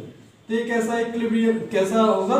इक्विलिब्रियम में रहेगा, यही होगा इक्विलिब्रियम में। ना तो क्या होगा? इस पर फोर्स लग रहा है ना टॉर्क लग रहा है, तो इक्विलिब्रियम होगा। बट इक्विलिब्रियम होगा कैसा? हमने बताया था दो टाइप के इक्विलिब्रियम होते हैं, स्टेबल और अनस्टेबल। ये तो बताए थे। स्टेबल अनस्टेबल एक बार होता है, न्यूट्रल बहुत ज्यादा यूज नहीं होता है, स्टेबल अनस्टेबल होता है। ये तो पता चल गया, ना तो इसको फोर्स लग रहा है ना टॉर्क लग रहा है, तो इसका इक्विलिब्रियम होगा। अब इक्विलिब्रियम होगा तो कैसा होगा वो और हमें देखना है। ठीक है, तो हमने बताया था जब भी हमें स्टेबल अनस्टेबल देखना है तो क्या करते हैं, जैसे हमने कूलम्स लॉ में बताया था, उस पार्टिकल को एक पोजीशन से थोड़ा सा शिफ्ट कर दो और शिफ्ट करके छोड़ देते हैं। अगर वो उसी की तरफ आ रहा है तो स्टेबल होता है, और अगर उससे दूर जा रहा है तो अनस्टेबल होगा। बताया था, जैसे हमने इस टाइप से हिल वैली वाला डायग्राम बताया था, बताया था। ठीक है, तो उससे हम स्टेबल हो सकते हैं। तो हमें क्या होगा, जैसे यहाँ पर है डायपोल, इस पोजीशन में क्या है? रेस्ट पर है, रेस्ट पर है। इसका इक्विलिब्रियम क्या होगा? स्टेबल होगा। स्टेबल उसके लिए क्या करेंगे? इसको थोड़ा सा Bend. इस पोजीशन शिफ्ट कर देंगे, हाँ यार। बिकॉज इसका ट्रांसलेट मोशन तो है नहीं, आगे पीछे तो जाएगा नहीं, तो इसको क्या कर देते, थोड़ा सा हम ऐसे घुमा देते हैं और छोड़ देते हैं, ऊपर घुमा दो चाहे नीचे घुमा दो। अगर हमने जैसे इसको ऊपर घुमाया, ऊपर घुमाने के बाद वापस नीचे की तरफ ही आता है इसी तरफ जिधर था, तो कौन सा इक्विलिब्रियम होगा, स्टेबल। ठीक है, ऐसे अगर नीचे घुमाया तो फिर से ऊपर की तरफ आता है उसी डायरेक्शन में, तो कैसा होगा, अच्छा स्टेबल। मतलब जिस तरफ घुमाया उसके अपोजिट डायरेक्शन में मूव करता है, मतलब हमने ऐसे घुमाया तो उसके अपोजिट डायरेक्शन में, मतलब जिस पोजीशन से घुमाया अगर उसी पोजीशन की तरफ आ रहा है तो कैसा इक्विलिब्रियम होगा, स्टेबल। ठीक है, तो यहाँ पर हम देख लेते हैं, यहाँ पर देखेंगे अगर हम, तो डायपोल था, ऐसे इलेक्ट्रिक फील्ड थी, इलेक्ट्रिक फील्ड थी, नहीं थी, डायपोल क्या था, डायपोल की पोजीशन है, डायपोल की पोजीशन, इस पोजीशन से हमने क्या कर दिया, डायपोल को ऐसे घुमा दिया, नेगेटिव पॉजिटिव इस तरफ घुमा दिया, इस पोजीशन से ऐसे घुमाया, तो ऐसे घुमा के यहाँ से जब छोड़ देंगे तो किधर घूमेगा, हमने ऐसा डायपोल रखा था, ऐसे घुमा दिया और छोड़ दिया, तो हमने बताया था इस पर फोर्स इधर लग रहा है, तो इस पर फोर्स इधर लगेगा तो ये कैसा घूमेगा, वापस ऐसे ही आएगा, आएगा नहीं आएगा, अभी तो बताया था ऐसे रखा हुआ है, तो उसकी रोटेशन की डायरेक्शन कैसे होती है, ऐसी तो होती है, नहीं होती है। अभी कहाँ पर था, डायपोल ऐसे था, हमने इसको ऐसे डिस्प्लेस कर दिया, जब ऐसे डिस्प्लेस किया तो डायपोल लौट के इसी तरफ आया, नहीं आया, जिस पोजीशन से डिस्प्लेस किया उसी पोजीशन की तरफ आया। अगर इसको हम इस तरफ डिस्प्लेस करते हैं, किस तरफ, नीचे की तरफ, ये पॉजिटिव नेगेटिव, सपोज हमने ऐसे डिस्प्लेस कर दिया, इस पोजीशन से डायपोल की पोजीशन इससे हमने क्या होगा, नीचे की तरफ डिस्प्लेस कर दिया, तो अब पॉजिटिव पर फोर्स कितना लगेगा, पॉजिटिव पर फोर्स लगता है इलेक्ट्रिक डायरेक्शन में, नहीं लगता है, पॉजिटिव पर फोर्स तो इलेक्ट्रिक डायरेक्शन लगता है, और नेगेटिव पर कितना लगता है फोर्स, इलेक्ट्रिक के अपोजिट डायरेक्शन में, तो इस पर फोर्स इधर लगेगा, जब हमने इसको नीचे डिस्प्लेस किया, यहाँ से ऐसे डिस्प्लेस किया, तो पॉजिटिव पर तो आगे फोर्स लगेगा, और नेगेटिव पर इस तरफ, अब ये किधर घूमेगा, अब इस पोजीशन में डायपोल किधर घूमेगा, नीचे की तरफ, ऐसे क्लॉकवाइज घूमेगा कि एंटी क्लॉकवाइज, क्लॉकवाइज क्यों घूमेगा, ये वाला पहले, इस वाले एंड को इधर खींचे, इस वाले एंड को ऐसे खींचे, ऐसे घूमेगा, एंटी क्लॉकवाइज। इस केस में कैसा घूमेगा, ऐसे घूमेगा, घूमेगा, मतलब जिस पोजीशन से आपने क्या किया, उसको शिफ्ट किया, उसी पोजीशन की तरफ जा रहा है, नहीं जा रहा है। जब आपने इसको ऊपर की तरफ डिस्प्लेस किया था तो नीचे की तरफ आने की कोशिश कर रहा है, और जब हमने नीचे की तरफ डिस्प्लेस किया तो ऊपर की तरफ जाने की कोशिश कर रहा है। मीन जिस पोजीशन से आपने इसको डिस्प्लेस किया उसी पोजीशन की तरफ भाग रहा है, मतलब ये वाली जो पोजीशन होगी, ये वाली जो पोजीशन है, ठीक है, कौन सी position, P parallel to E वाली, जिसमें डायपोल मूवमेंट उसका किस डायरेक्शन में, इलेक्ट्रिक फील्ड में, वो पोजीशन कौन सा होगा, उसका स्टेबल इक्विलिब्रियम होगा। कौन सा इक्विलिब्रियम होगा, स्टेबल इक्विलिब्रियम। स्टेबल इक्विलिब्रियम का मतलब ये वाली लाइन नहीं, स्टेबल इक्विलिब्रियम का मतलब ये वाली डायरेक्शन, कौन सी डायरेक्शन, इलेक्ट्रिक फील्ड की डायरेक्शन। तो इसका मतलब क्या है, अगर डायपोल आपका क्या है, इलेक्ट्रिक फील्ड के पैरेलल है, ठीक है, अगर P क्या है यहाँ पर, E के पैरेलल, P क्या है, E के पैरेलल है, अगर P पैरेलल टू E है, P पैरेलल टू E मतलब P की डायरेक्शन E के अलोंग है, तो उसका इक्विलिब्रियम कैसा होगा, तो वो इक्विलिब्रियम में रहेगा। पहले तो ये चीज पता होना चाहिए, इक्विलिब्रियम में होगा theta equal to 0, theta equal to 0 का मतलब P पैरेलल टू E, और P पैरेलल टू E का मतलब टॉर्क 0, फोर्स पहले से 0 था, तो उसका मोशन तो कुछ होगा नहीं, तो इक्विलिब्रियम में होगा। और इक्विलिब्रियम कैसा होगा, स्टेबल। वो कैसे पता लगाते हैं हम, उसको थोड़ा डिस्प्लेस कर दो, अगर डिस्प्लेस करने के बाद उसी पोजीशन की तरफ आ रहा है तो स्टेबल होगा, अदरवाइज अनस्टेबल। समझ आया, तो थीटा इक्वल टू 0 वाली पोजीशन पता चल गई, ये वाली पोजीशन जिसमें डायपोल मूवमेंट इस तरफ है, स्टेबल, ठीक है। सेकंड केस लेते हैं, सेकंड केस क्या हो जाएगा, theta equal to 180 degree, theta equal to 180 degree, theta equal to 180 degree का मतलब क्या होगा, डायपोल मूवमेंट और इलेक्ट्रिक फील्ड में कितना एंगल है, 180 डिग्री का। डायपोल मूवमेंट अगर P इस तरफ है, दोनों के बीच में एंगल 0, अगर डायपोल को पूरा ऐसे घुमा दे तो एंगल क्या हो जाएगा, 180 डिग्री, नहीं होगा। जैसे ऐसे इलेक्ट्रिक फील्ड था, इलेक्ट्रिक फील्ड तो ऐसे ही है, बट डायपोल मूवमेंट इस तरफ हो गया, P नहीं हो गया, तो P और E के बीच में कितना एंगल होगा, 180 डिग्री होगा। तो तो थीटा इक्वल टू 180 डिग्री, इसका मतलब क्या है, P आपका एंटी पैरेलल होगा, anti parallel to electric field. Anti parallel का मतलब, पैरेलल का मतलब सेम डायरेक्शन में, एंटी पैरेलल का मतलब अपोजिट डायरेक्शन में, ठीक है। P anti parallel to E ये होगा। तो P anti parallel to E है, P anti parallel to E है, तो अब टॉर्क कितना लगेगा, टॉर्क कितना लगेगा यहाँ पर, अगर थीटा इक्वल टू 180 रख दो, इसमें थीटा इक्वल टू 180 रखेंगे, साइन 180 की वैल्यू साइन 180 क्या है, कितनी होती है, 0, साइन 180 0, तो टॉर्क कितना हुआ, 0, फिर से टॉर्क 0 आया, फिर से टॉर्क क्या है, 0, फोर्स क्या था पहले से 0, नेट फोर्स क्या था इस पर 0, नेट फोर्स की बात कर रहे हैं हम, इंडिविजुअल फोर्स की बात नहीं कर रहे हैं। यहाँ पर जो नेट फोर्स था वो क्या था, 0, डायपोल को कोई फोर्स था ही नहीं, ना कोई टॉर्क है, टॉर्क क्या है, टॉर्क भी है, नेट टॉर्क है, ठीक है, ना तो कोई टॉर्क है ना कोई फोर्स है, तो इसका मतलब क्या होगा, फिर से इक्विलिब्रियम होगा, नहीं होगा, फिर से इसका कोई मोशन नहीं होगा, तो फिर से इक्विलिब्रियम होगा। तो 0 पर भी इक्विलिब्रियम है, 180 पर भी इक्विलिब्रियम है, तो 0 पर तो स्टेबल इक्विलिब्रियम था, 180 पे देख लेते हैं 180 पे कैसा होगा, तरीका तो वही है। तो 180 पे कैसा होगा, स्टेबल होगा कि अनस्टेबल, तो क्या करेंगे, इसको पहले 180 पे रख लेते हैं। इलेक्ट्रिक फील्ड डायरेक्शन इस तरफ है, इलेक्ट्रिक फील्ड तो चली है, इलेक्ट्रिक डायरेक्शन चेंज हो रही है, नहीं, डायपोल की डायरेक्शन चेंज हो रही है। तो डायपोल को क्या रख दिया हमने, ऐसा डायपोल था, डायपोल को ऐसे रख दिया, मतलब प्लस इधर आएगा माइनस इधर, तब तो डायपोल मूवमेंट इधर होगा, नहीं होगा। डायपोल मूवमेंट इस तरफ कैसे आएगा, कैसे आएगा, जब इसका प्लस इधर होगा और माइनस इधर होगा, तभी तो डायपोल मूवमेंट क्या आएगा, इस तरफ आएगा, ठीक है, इस तरफ P होगा, ये डायपोल हो गया।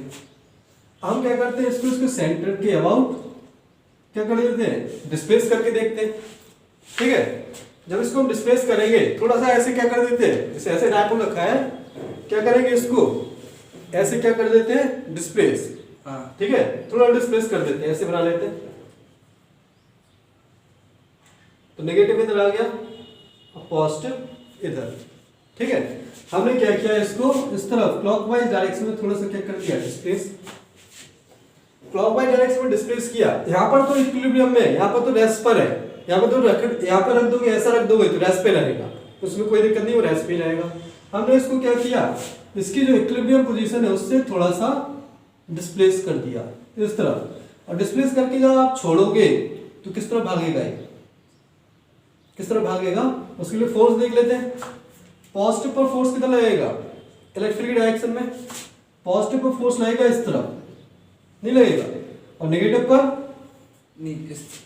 पर अपोजिट डायरेक्शन में, पॉजिटिव की तरफ, नेगेटिव पर इस तरफ, इलेक्ट्रिक अपोजिट डायरेक्शन में ऐसे फोर्स लगेगा।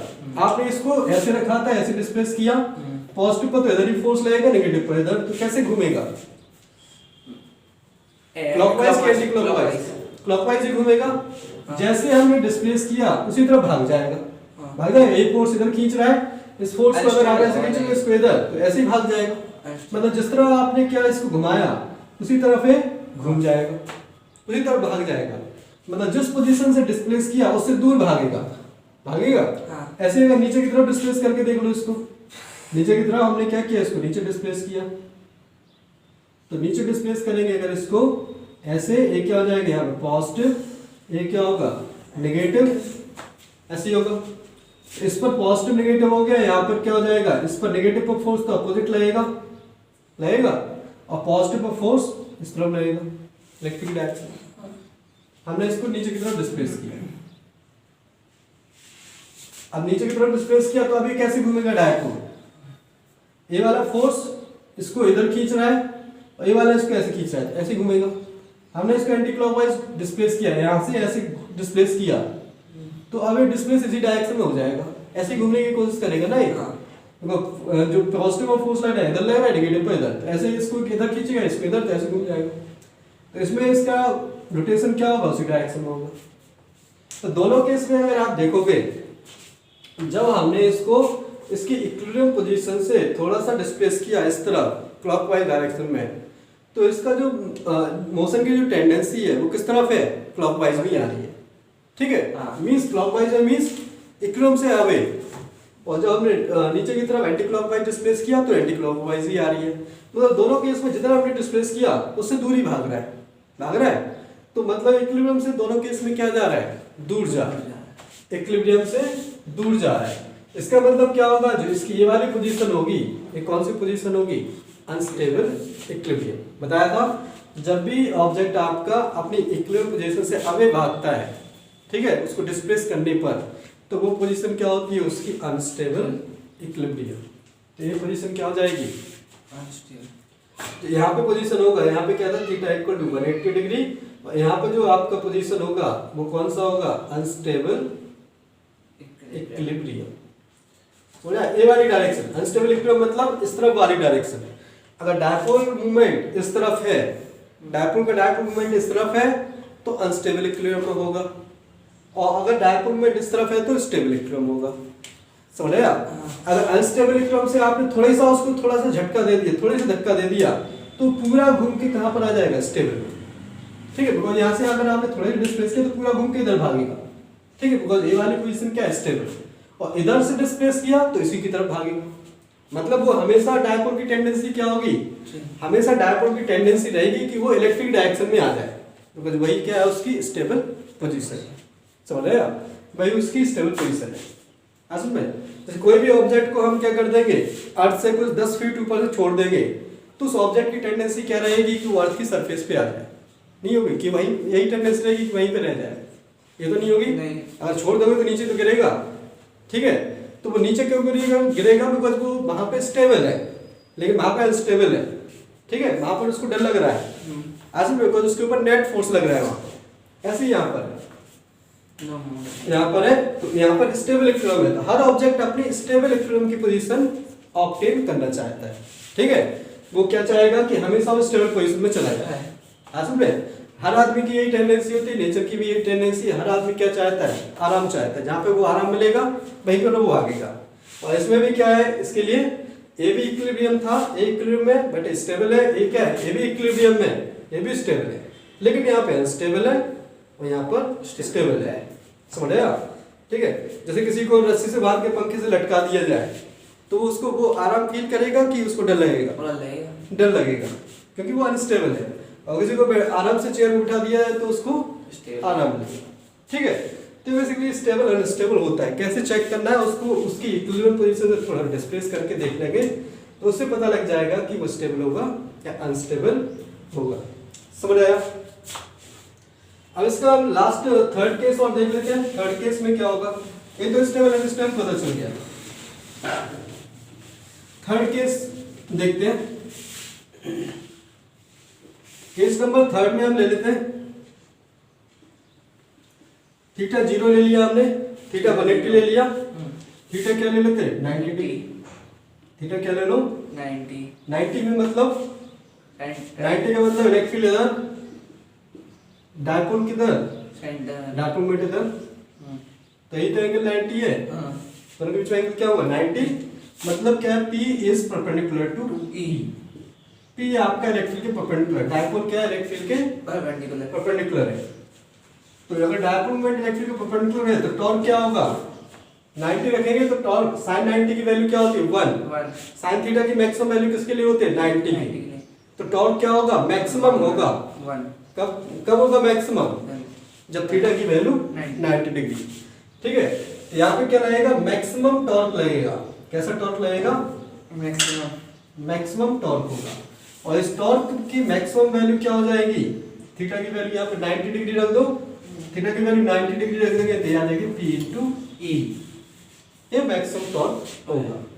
तो डायपोल पे मैक्सिमम टॉर्क कितना लगेगा P into E, जब बिल्कुल बीच में होगा।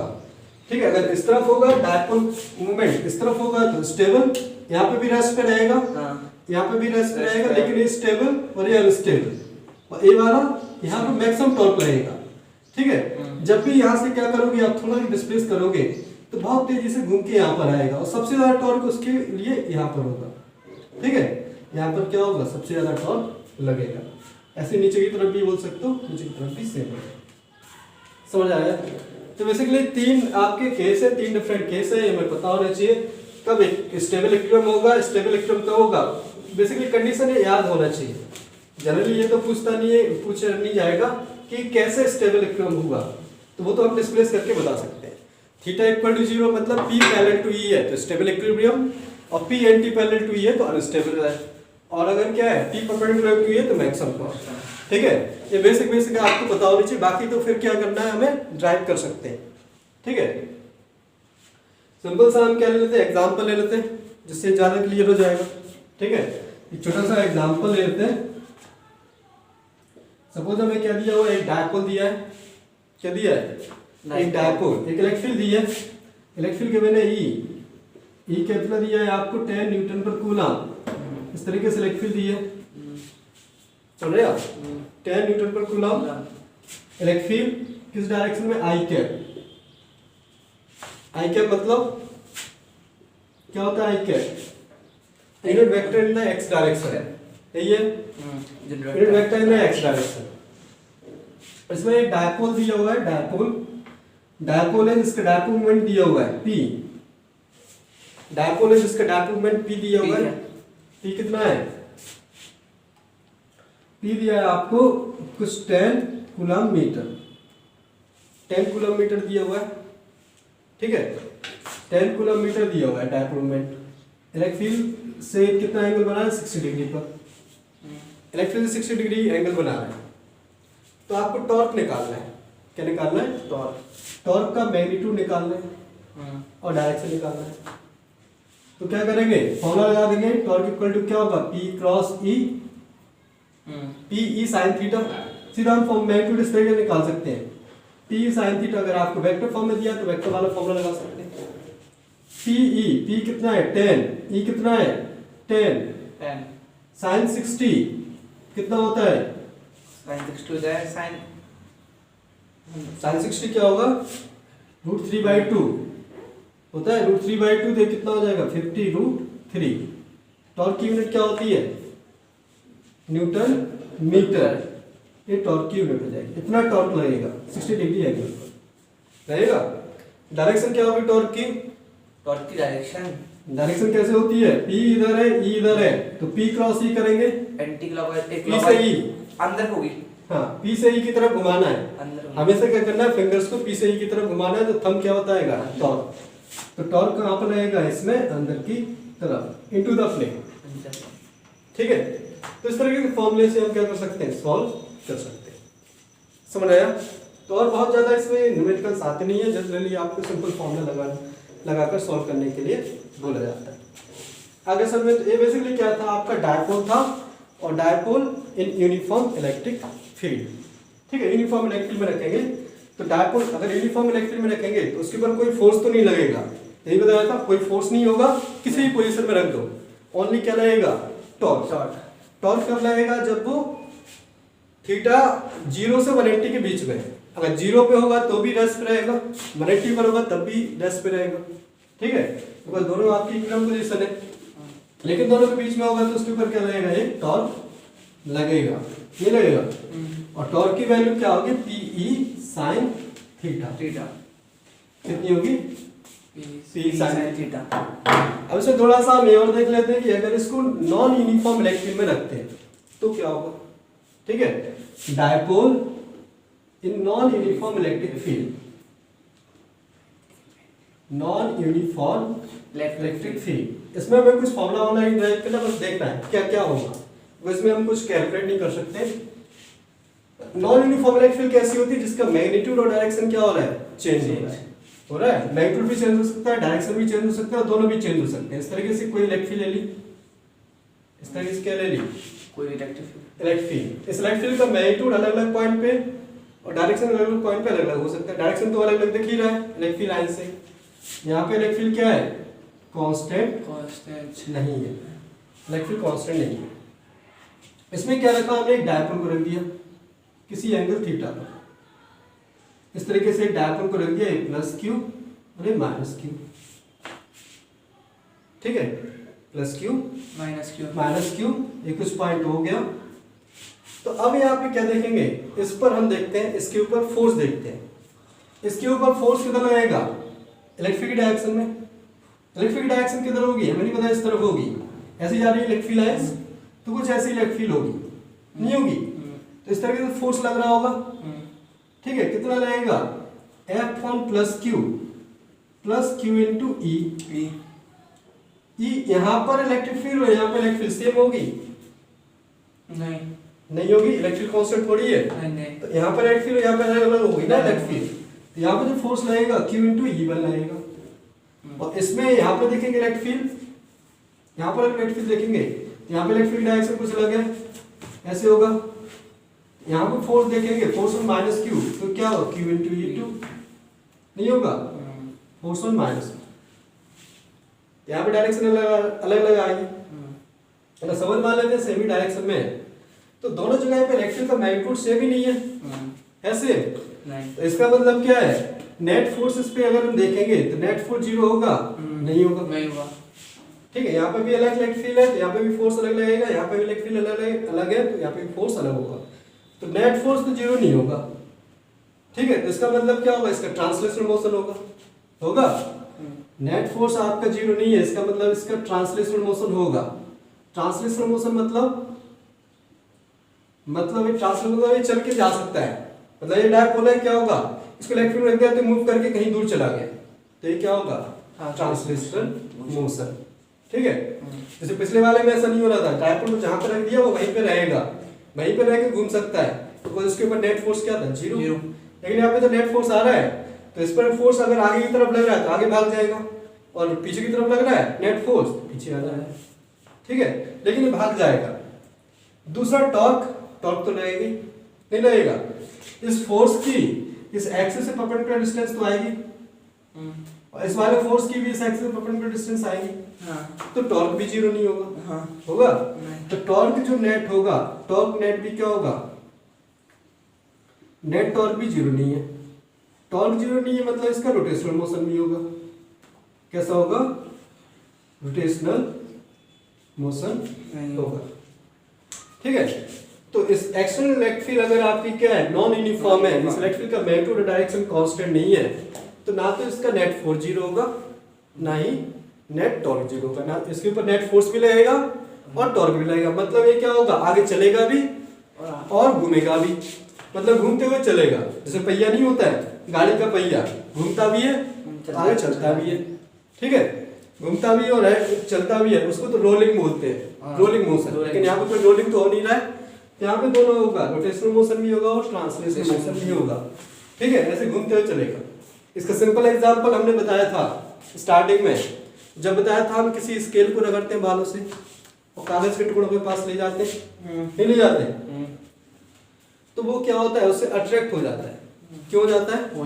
तो स्केल जो हम लेते हैं, स्केल पे क्या जाता है, रगड़ने में कुछ आपका नेगेटिव या पॉजिटिव चार्ज आ जाता है, रगड़ेंगे तो उसके ऊपर क्या हो जाएगा, सपोज पॉजिटिव चार्ज आ गया, आ जाएगा इस तरीके से रगड़ने की वजह से, और जब उसको पेपर के पीसेस के पास ले गए, इस तरीके से पेपर के पीसेस के पास ले जाते हैं, तो पेपर में क्या होते हैं, छोटे छोटे डायपोल्स, पेपर में क्या होंगे, छोटे छोटे डायपोल्स। तो इस तरीके से अगर आपको कोई पीस ऑफ पेपर है तो उसमें क्या होंगे, इस तरीके से नेगेटिव पॉजिटिव डायपोल्स, तो नेगेटिव पॉजिटिव डायपोल्स इस तरीके से क्या हो जाएंगे, इससे अट्रैक्ट हो जाएंगे, अट्रैक्ट होंगे, बट इसकी जो इलेक्ट्रिक फील्ड है ये कोई क्या है, आपका एक यूनिफॉर्म इलेक्ट्रिक फील्ड तो प्रोड्यूस कर नहीं रहा है, तो स्केल है, यूनिफॉर्म इलेक्ट्रिक फील्ड के लिए आपकी लगभग इनफाइनाइट शीट होनी चाहिए, तो इसकी इलेक्ट्रिक फील्ड क्या है, नॉन यूनिफॉर्म है, नॉन यूनिफॉर्म है, इस तरीके से इलेक्ट्रिक फील्ड निकल रही होंगी, इलेक्ट्रिक लाइंस।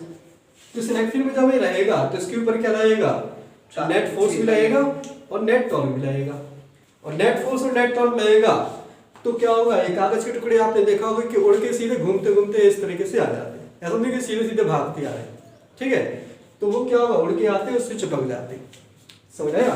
बिकॉज क्या होता है, उसके ऊपर नेट फोर्स नेट टॉर्क लगता है, तो उसका रोटेशनल मोशन भी होगा और ट्रांसलेशनल मोशन भी होगा, मतलब घूमते घूमते इस तरीके से आ जाएगा। बट अगर आपकी यूनिफॉर्म इलेक्ट्रिक फील्ड है तो वहां पर कौन सा मोशन होगा, ओनली रोटेशनल, ट्रांसलेशनल मोशन वहां पर नहीं होगा। दोनों चीज में ये ध्यान रखना है। इस पे एक नंबर के क्वेश्चन कई बार पूछ लेते हैं, और एग्जाम्पल भी पता होना चाहिए कैसे बता सकते हैं, ये हमने प्रैक्टिकल एग्जाम्पल इसका बताया। तो ये क्या था, dipole in uniform external electric field और non uniform external electric field. दो ही टाइप की इलेक्ट्रिक फील्ड होती है, या तो यूनिफॉर्म होगी या नॉन यूनिफॉर्म। यूनिफॉर्म होगी तो क्या लगेगा उसके ऊपर टॉर्क लगेगा, ओनली रोटेशनल होगा, ट्रांसलेशन नहीं होगा। और रोटेट टॉर्क का फॉर्मूला हमें पता होना चाहिए। हाँ, टॉर्क का फॉर्मूला पता होना चाहिए। और अगर नॉन यूनिफॉर्म होगा तो क्या हो जाएगा, रोटेशनल और ट्रांजिशन दोनों होंगे।